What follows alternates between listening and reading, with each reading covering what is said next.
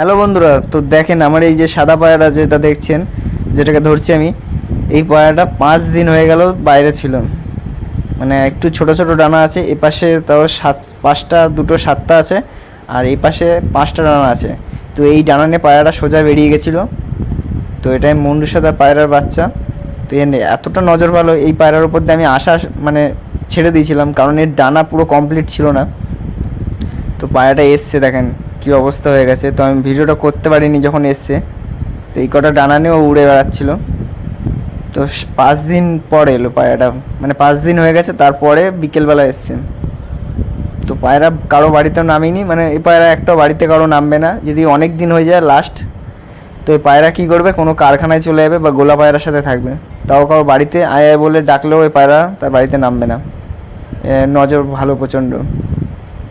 তো আর কয়েকদিন থাকলে পায়রাটা মরেও যেত মনে হয়।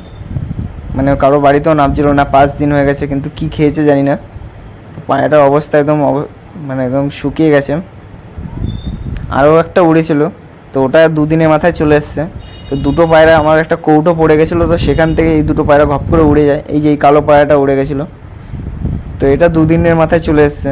এটা ধারে কাছে ছিল, কিন্তু এই সাদাটা অনেক দূরে চলে গেছিলো, মানে বাড়ির সামনেও আসছিল না। 1-2বার দেখতে পাচ্ছি, তারপরে দেখতে পাইনি। তো অনেক দিন পায়রাটায় খোঁজাখুঁজি করেছি। মানে পায়রাটা উড়ছে কিন্তু দূরে দূরে উড়ছে, বাড়িতে আসছে না। তো আজকে পায়রাটা যখন এসছে সকালবেলা, তখন দেখি মাথার উপর দিয়ে গেছে, আর আমি জাস্ট পায়রাগুলোকে বাইরে ছাড়া ছিল, তো ওটা দেখে নিয়েছে ব্যাস। তারপরের থেকে পায়রাটা দূরে যায়নি। তো আমি কাজে চলে গেছিলাম, তো সেখান থেকে পায়রাগুলো ছেড়ে রেখে দিয়েছিলাম। তো বিকেলবেলা দেখি পায়রাটা নেমে গেছে। তো এই কালোটাও উড়ে গেছিলো, তো কালোটা 2 দিন পর চলে এসছে। তো এগুলো সব ছোটো ছোটো ডানা, মানে ডানা দিয়েছিলাম। এই সাদা পায়রাটা আমি মানে দুটো পায়রাই উড়াতে যাইনি, ওই কৌটোটা পড়ে গেছিলো বলে পায়রাগুলো উড়ে গেছিলো। তো পায়রাটা এখন খাচ্ছে, দেখেন। পায়রাটাকে ধরে দেখাবো ভাবছিলাম, তো আমি এইভাবেই দেখিয়ে দিচ্ছি। তো আরও ভিডিও দেখাবো পায়রার। তো এই দেখেন একটা পায়রা, বাচ্চা পায়রা। এই পায়রার খুব ভালো উড়ান আছে। তো আরও পায়রা দেখাচ্ছি।